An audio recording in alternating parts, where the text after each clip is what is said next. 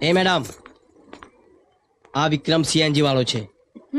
ખીમાણા તો શું છેક ખંડા લઈ જવાની તાકાત છે, પણ ભાડું 500 રૂપિયા થશે. હા તો લઈ લેજો. ચાલો.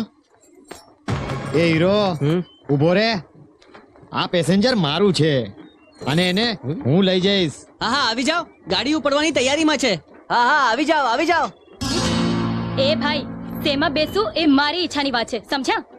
અને વાહનમાં છોકરી પાસે બેસી અડપલા કરતા નાલાયકો, એટલું જાણી લેજો કે તમારી માં બેનની પણ કોઈ આ જ હાલત કરતું હશે.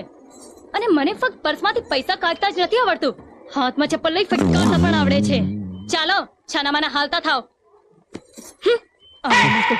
સાંભળી લીધું? ચાલ ફોટ.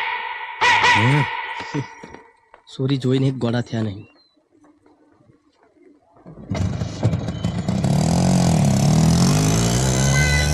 ચકલી તો ઉડી ગઈ.